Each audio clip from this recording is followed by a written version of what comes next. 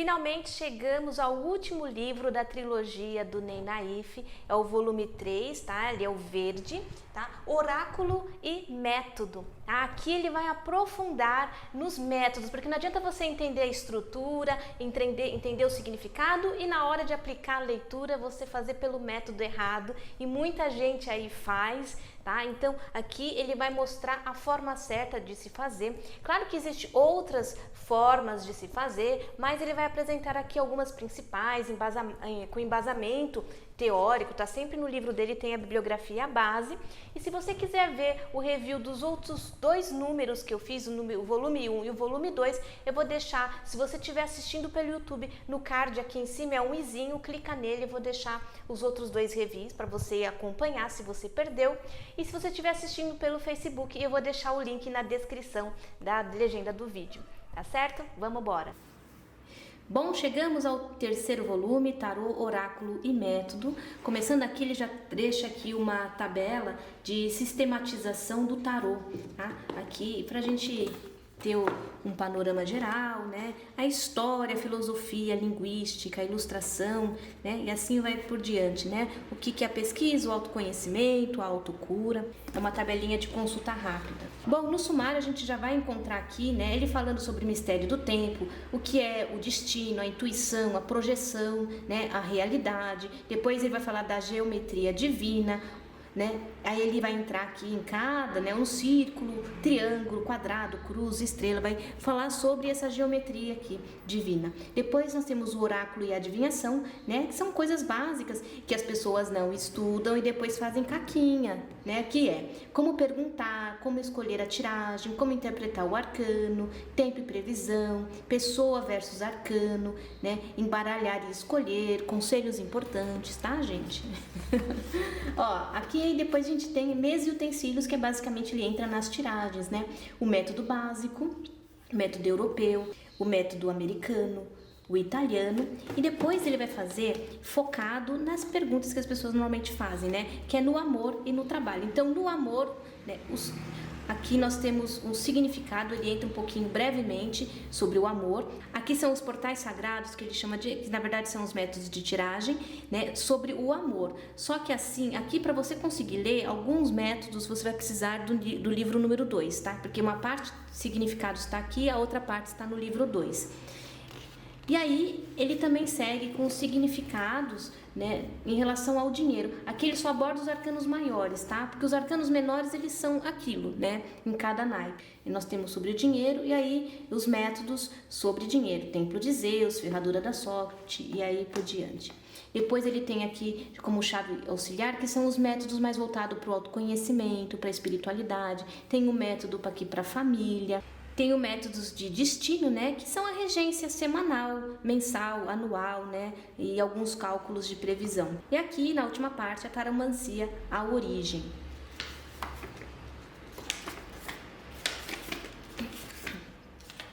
Bom, nessa primeira parte ele vai falar do mistério do tempo, vai falar um pouco sobre alguns deuses que simbolizavam esse tempo, né? E sempre essa associação de oráculo e tempo, que sempre houve essa ligação, mas que ninguém realmente estudou para entender, né? O que é o destino, o que são as projeções, aqui ele explica, né, como é que funciona a temporalidade, o ser, o estar, né? Símbolos de ser, astrologia, numerologia, quirologia, e símbolos de estar, né? Oráculos de estar, que é o tarô, cartas, I Ching e runas, né? O ser é aquilo um pouco mais que se preserva mais tempo, é o indivíduo, né, em si. E o estar, né, é o movimento, é o estado em que ele está. Então é que ele explica essa diferença que ninguém entende direito, e aqui está o Ney para nos salvar. Mas ele fala sobre a intuição, né? E aqui em algum momento aqui, ele também reforça muito do que eu acredito, né? Aqui, ó, o que posso assegurar é que a prática do tarô desenvolve a intuição, né? Só que aqui tem um momento que ele fala, que ele enfatiza que sem o conhecimento não dá para intuir, fica difícil. Então o conhecimento é importante, tá? Aqui ele vai falar um pouco do que é a realidade, enfim. E aí entra na geometria divina, em que ele vai explicar o que é essa geometria divina, também conhecida como geometria sagrada, tá? Aqui ele vai falar do compasso, da ordem. Quando a gente for fazer as leituras, a gente respeitar essa ordem, esse ritmo, o que é superior, o que é inferior, passado, presente e futuro, como que está estruturado isso na geometria sagrada e como a gente aplica isso na tiragem, tá? É bem interessante, vai falar do círculo, né? O conceito do círculo, conceito das tiragens em triângulo, a gente saber o fundamento, o quadrado, a cruz, tá? Porque tem tiragens que fazem esse formato. Pra gente entender que base a gente está trabalhando, né? Aqui fala do oráculo e adivinhação e algumas falhas que as pessoas cometem. É bom, interessantíssimo a gente ler sobre isso, tá? Como perguntar, porque a gente, como escolher a tiragem. Então, são coisas básicas que fazem diferença na hora de você ler. Não adianta ser super expert em significados e aqui na hora você avacalhar, entende? Aqui fala de tempo e previsão. E aqui ele vai entrar no método, né? Método básico. Então, ele vai mostrar o método neutro, alguns métodos, né? Método de aconselhamento com uma carta, né? Vai dar alguns exemplos. Eu fiz algumas inscrições aqui, tá? Aqui ele vai falar o pequeno mestre, que é em formato da estrela, que aí a gente vai entender por que o formato da estrela, né? Aqui como você vai ler. Tem o grande mestre, que aí vai mais cartas, e ele explica, né? Você vai ler no plano material, no mental, que aí você vai ter que consultar o livro 2, tá? Que estão esses planos. Ele dá um exemplo, depois a estrela do Davi, né? É tudo de método simples, com uma carta só com os arcanos maiores, é o método básico, né? Para ele poder aplicar o Péladan, a cruz celta, né? Bem básico, ele sempre dá o exemplo de tiragem para a gente entender como isso fica aplicado. Depois ele vai entrar no método europeu, que são com 2 cartas. Aí é um arcano maior e um arcano menor em conjunto. E ele explica como fazer esse embaralhamento, né? E ele vai repetir as mesmas jogadas. Por exemplo, quando a gente tem o Péladan, como que funciona? Aí seriam essas cartas em conjunto, né? Como ler, não pode ler carta invertida aqui, senão dá confusão. Depois, como ler pelo método europeu, que são com 2 cartas, 2 tipos de arcano, arcano maior mais arcano menor, né? Aqui pelos outros métodos que ele aplicou, que ele mostrou anteriormente, vai falar da roda astrológica, né? Como você vai ler os arcanos combinados, o arcano maior influenciando o arcano menor. O método americano, aqui vai entrar cartas invertidas, que é o pessoal que gosta de ler com carta invertida. Então é o método americano. Então ele vai falar de algumas regras, né, de como ler esse método sem gerar confusão, porque se você começar a misturar técnicas, você começa a fazer confusão. E aí ele vai entrar a cruz celta pelo método americano, que inverte a carta, como é que vai funcionar, ele dá o exemplo da leitura. O método italiano, né? E aqui ele vai dar as regras de leitura. Como o método italiano vai se aplicar no Péladan. A parte 3 é a parte dos significados do amor, né? Relacionamento, amor, casamento, quem tá solteiro, quem tá casado, né? Que são leituras diferentes. Qual é a estrutura, né? Aqui ele vai explicar, né, o que ele quer dizer com pessoas livres, com pessoas compromissadas e os planos da leitura, relação, amor, sexo e futuro. E aí, só os arcanos maiores que ele vai trazer essas significações, né? O amago, aqui uma síntese para pessoas livres, para pessoas compromissadas, né? Então, pessoas livres, como vai ser na relação, amor, sexo, futuro, e com pessoas que já estão no relacionamento, relação, amor, sexo e futuro, tá? E assim vai seguir todas as cartas dos arcanos maiores, tudo nessa organização. Depois ele vai entrar nos métodos de tiragem, que ele chama de portal sagrado. Templo de Afrodite, como aplica, ele vai mostrar o que você precisa considerar,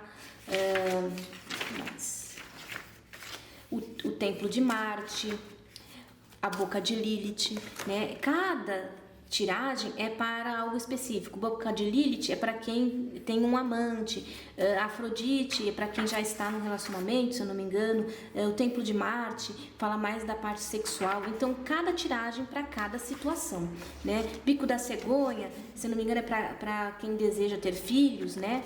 Então, aqui para cada método, anel do amor, enfim. Depois ele vai entrar na questão de dinheiro, Também você vai fazer muitas tiragens em relação à profissão. O dinheiro, ele engloba dinheiro e profissão, investimentos e tudo mais, tudo no pacote dinheiro. Aqui ele vai explicar, né, o financeiro, o que significa estar ativo, que é a pessoa que está trabalhando, ele vai dar as categorias, né, ativo, trabalhador contratado, autônomo, empresário, papapá. Inativo é uma pessoa aposentada, desempregada, ou alguém que está ociosa, aquele que sem contrato ou vínculo trabalhista, né, o freelancer, por exemplo. Então aqui ele vai especificar o que ele quer dizer com ativo e inativo, tá? Então nós temos aqui, ele vai falar só dos arcanos maiores, mago, a parte financeira, quem está ativo e quem está inativo, né? Sacerdotisa. O que ela significa no financeiro, o que ela significa para quem está trabalhando e o que ela significa para quem está inativo. E assim vai suceder todos os 22 arcanos. Aí ele vai entrar aqui nas tiragens, né? Nós temos o templo de Zeus, né? Ele vai dar sempre ele explica a tiragem e vai dar um exemplo com essa tiragem. Ele vai mostrar também esse mesmo templo de Zeus pelo método de 2 cartas, né? Arcano maior e menor, tá? Ele vai mostrar essas possibilidades. Ele vai dizer quais tiragens é possível fazer determinados métodos e quais tiragens não é possível. Tem tiragens que ele vai falar, só use o método básico. Esse aqui pode usar o método europeu, o americano, né? Aqui temos a ferradura da sorte, cada uma com um direcionamento, chave de ouro, né? Mapa da fortuna, enfim. E aí ele sempre vai dar um exemplo de leitura. Na parte 5 é a chave auxiliar, para autoconhecimento e desenvolvimento pessoal. A maioria aqui, se eu não me engano, não sei se todos, mas pelos arcanos maiores, e não entra tanto arcano menor aqui para autoconhecimento, tá?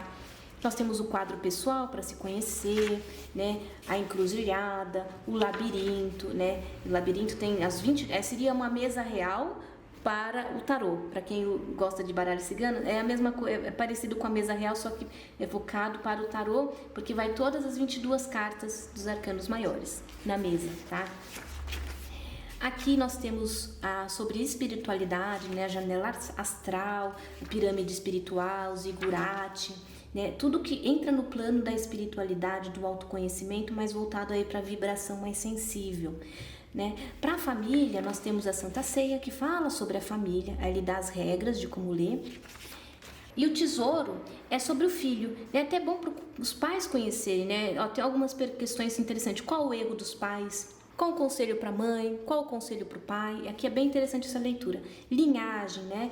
Pais separados e seus filhos. Então aqui, esse é para quem são os pais separados, mas querem aqui ter o foco para os filhos, ver como que eles estão tendo essa relação aí entre eles. Portais sagrados do destino, né? Então a gente pode ver a regência semanal, previsão mensal. E o anual, ele ensina a fazer aqui umas contagens que não é chatinho, mas é bem interessante a gente fazer e ver como funciona. E ele dá o exemplo aqui de algumas pessoas, né? Por exemplo, Elvis Presley, Mahatma Gandhi, tá? E ele explica o que aconteceu naquele ano para a gente conseguir associar com a leitura.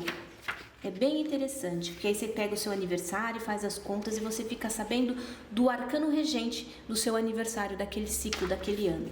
E aqui, por fim, a taromancia e a origem, né? Que também é bem interessante a gente ler, o manifesto para o futuro do tarô, tá? Leiam, é importante para a gente ter aí outro nível de consciência, fotinho do Ney Naif, né? Enfim, e aqui ele já entra aqui com a sua bibliografia, da onde ele tirou as informações, os créditos. Bom, ele tem aqui 380 páginas, que é os contatos do Ney Naif, né? E aqui finalizamos a trilogia, tá? É um livro bem interessante, vale a pena ler os 3 volumes. Bom, espero que você tenha gostado desse review da trilogia toda. E eu vou deixar o link aqui de compra se você ficou com vontade de comprar, para você aprofundar os seus estudos, tá? O Ney Naif é um profissional de muita qualificação, que você pode confiar no que ele escreve, tá certo? Namastê, a gente se vê por aí.